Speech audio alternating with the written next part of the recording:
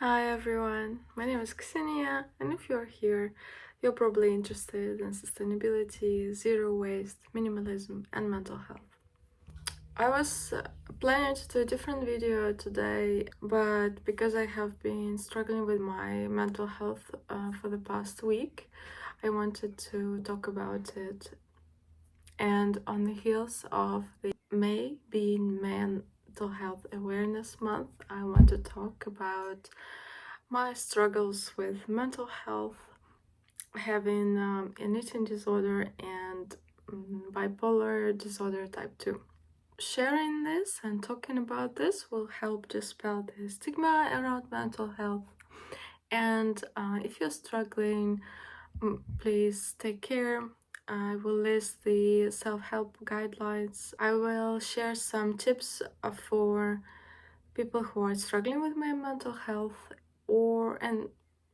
and also for people who have friends and relatives who are struggling and how to help them.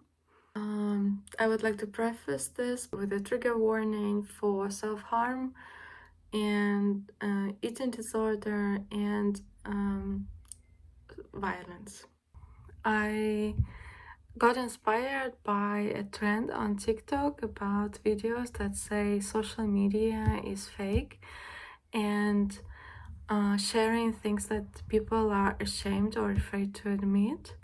And this video is me also trying to challenge myself and tell you the whole story about myself and some of the things that I'm ashamed to admit. Let's start with a short background on my diagnosis. I was hospitalized when I was 14 years old after I tried to end my life, and I was severely depressed, and I was diagnosed with bipolar disorder type 2. I didn't know the diagnosis back then, but my parents really didn't know what to do with me, what to make of me, because in the post-Soviet space, this is a very touchy and stigmatized topic. I remember that my mom used an old-fashioned name of this disease, like a maniacal depressive syndrome. And I think that she might have confused it with schizophrenia or something like that. So I think to her it might have sounded very scary, and that's why she told me to just be normal, because otherwise I got diagnosed with schizophrenia or something like that. And this is how I knew that I had a bipolar diagnosis. I personally don't advocate for therapists and psychiatrists to share the diagnosis with the patient. I know that some people might want it, but for me it was automatically receiving some kind of label and knowing that I am this way and that I am just, I have this disorder. But I know that for some people it might actually help to know their diagnosis, because they can research their disorder and find groups and help online and offline as well. I was also given a lot of medication for my depression, and what is done in my country is that a lot of medication for bipolar is actually tranquilizers based. I'm pretty sure it's even the same now. I think that bipolar should be addressed cured by antidepressants and therapy instead of strong tranquilizers. What I had in the end is that at the age of 14 years old, I gained a lot of weight, going from 60 kilograms to 85 kilograms in the span of several months, which really messed up with my self-esteem, because I was then of course, bigger than a lot of other teenagers at school. People speculated that I was pregnant because I gained so much weight, and I had to change all of my wardrobe. And also, I was sexualized by strangers on the street because I obviously looked bigger and a bit older as well. So I have been struggling with depression, which is a big part of bipolar type 2 and eating and self-image for almost 2 decades. At this point, I tried everything under the sun to lose my weight. I starved myself, and I also developed bulimia, which is basically causing yourself to purge the food after you eat. But I don't do this anymore because I learned to deal with my mental health and my body image issues. And please do not comment about ways I could lose weight, because this is not what I am asking in this video. Now, I have to say that it's very seductive to get Ozempic injections, but first of all, they are only available for people with type 2 diabetes, which I do not have, in the Netherlands. And also, it seems like an easy way out, and it's not. And I think it will only flare up my self-image issues. For the past 3 years, I have been relatively stable with my mental health. I still experience seasonal depression, which I handle with having conversations with my therapist and also taking antidepressants. If you've never struggled with your mental health, it might be quite hard to explain what it is all about, and maybe you do experience similar things. That do not mean that you have a mental health illness or a disorder. It just means that we're all human and have similar experiences. One of the ways to diagnose and tell that someone has a depression is that they are not experiencing any strong emotions. They can't recall when was the last time when they were happy or very sad. It's almost numb throughout a long period of time. Sometimes it's also hard for me to leave the house. I can stay inside for a long period of time, several days in a row. It can also be hard to perform simple tasks like brushing your teeth or taking a shower, and it doesn't mean that people with depression are dirty or unkempt. It just takes this much energy to, when you're depressed, to perform regular mundane tasks. I personally sometimes feel like I am I just want to fall asleep and never wake up. And because when I am asleep, I don't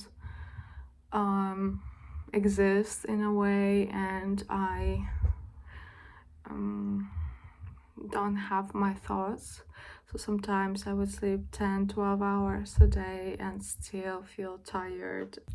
Because of the eating disorder and because of the diet culture in our society, I constantly feel that I want to start a diet, which I know would not work because I've tried everything, and I have been in this body for the past 3 years, eating and moving enough to satiate myself, and my weight has been stable.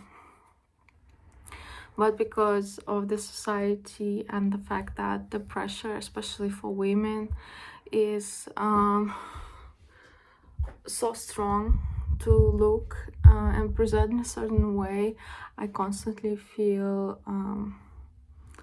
feel triggered to start a diet or restrict my food, which I know will only cause me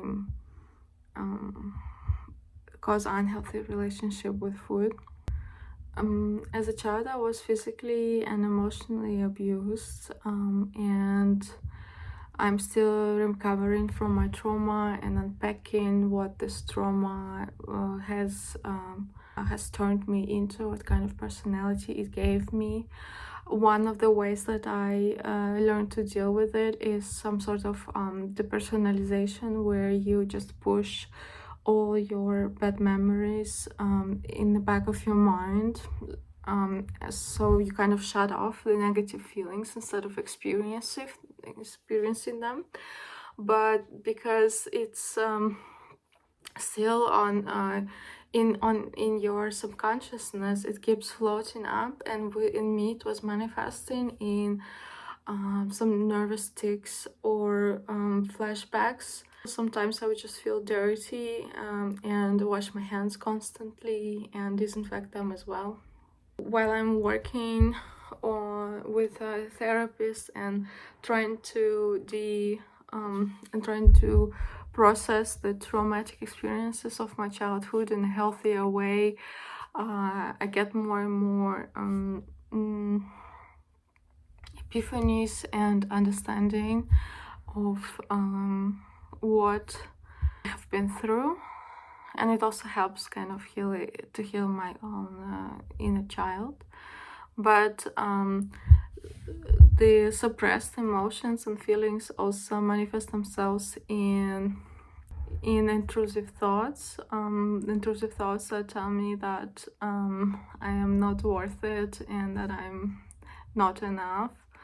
I consider myself to be quite a successful person, objectively, but just sometimes this kind of nagging voice in my head would try to poison it, maybe because my mind is just used to a high level of anxiety and stress hormone.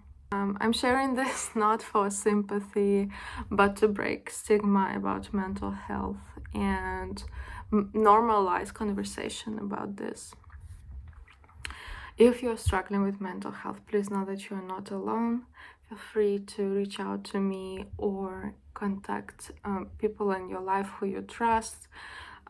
That can not necessarily have to be your relatives, but it could be a counselor, a therapist, even your manager, maybe someone at work. I used to work at the International Criminal Court, and when I was facing PTSD after dealing with graphic material, that I reached out to the counselor at work, who then referred me to a medical professional. If you are experiencing mental health issues right now, apart from reaching out, try to remember that this will pass. This period of your life will end sooner or later. You can start by taking care of yourself and making small steps towards recovery every day. Getting out of bed, brushing your teeth, showering is already a big step to that. Reaching out for help, getting professional help is your work towards the recovery. So celebrate every little victory, every little thing that you do for yourself. Try to have a stable routine. A lot of people, me included, thrive under routine because your body gets used to certain times of eating, going to bed, and when everything else in your life fails, these default settings that you install in your lifestyle will help you recover. Learn some ways to relax and take your mind off things. I like puzzles. I like to do things with my hands while also listening to something, podcasts, other YouTube videos, and so on. I like working with my hands. For example, crocheting, doing a puzzle, coloring or drawing. It's very soothing. Gardening, playing with animals, having my dog and cat around also helps me soothe. I also like cooking, you know, just doing something with your hands that involve less, which almost comes to you naturally or automatic, can help as well. And of course, some breathing and meditation can help. I am personally not very good at this, but when I struggle with sleep, I use this application called Balance. I got it for free in the beginning of the year, and I also have a one free pass for a friend. So if you're interested, please let me know in the comments. Let's make it a small giveaway. So please indicate your interest in the comments. I'm not sponsored by Balance anyway. I'm not affiliated with it. It's just an application that was helping people, I think last year or beginning this year, just given membership for free. So I have a 1 year subscription and I can give it away to one member as well. In return, if you have someone who in your life who is struggling and you have now experienced this, or you just want my advice on how to approach this, it's simple. Just try to listen to them, but actually listen, don't make it about yourself. So it's quite natural for us when we hear someone struggling to either try to help them and saying, this is what you should do, blah blah blah. Don't try to solve it, because it's not about solving something, and it's not like we need fixing. It's something more about empathy and actually listening to people. So instead of providing solutions, just say, I think I understand you, or say, I honestly can't even imagine what you're going through because I've never experienced this, but I'm here for you. When someone is talking to me, and some people might have lighter symptoms than I do, some people have much worse symptoms than I do, some people who experienced bigger traumas than I ever did, which doesn't mean that they are cooler than me or anything like that. I just say, I can't even imagine what you went through. I think I understand how you feel though, because I think I want to hug you and I feel your pain. This can go very far. This is most of the time when people talk about and want to be heard, they look for that. If you see that someone in your life is really struggling, when you show that you're non-judgmental, also help them find help, professional help, counseling, medication, whatever they feel comfortable with. Maybe just even speaking more to you or to someone else is already a big step, if they are so protective of what's happening to them. Just like with being a good LGBTQ plus ally, being a mental health advocate means that you need to educate yourself, and not through talking to the person who is struggling, but then just looking up what depression could feel like, what it means, what other diagnoses feel like, what an eating disorder is like. When people are saying that they have an eating disorder, 99.9% of the time, almost always likely that they don't want to hear your advice on how to lose weight. They don't want to hear how your sister-in-law lost weight and hear how your neighbor lost weight, because it's not about being lazy or not eating properly. I mean, sometimes it could be, but it is about psychological disorder that they're struggling with, and hearing about other people and other people's suffering or successes does absolutely nothing, believe me. On my example, like I said, I sometimes lack energy to do anything, and that could involve being responsive and talking to people as well. So if a friend who you know could be struggling is not getting in touch with you, reach out. Ask if they're okay and actually mean it, ask follow-up questions, ask how they have been sleeping, ask if they need anything, and be ready to deliver it, because maybe they ran out of food and haven't gone out shopping for a while. So just offer some support, and if you can, actively do something to help them. And of course, if you have nothing good or helpful to say, keep it to yourself.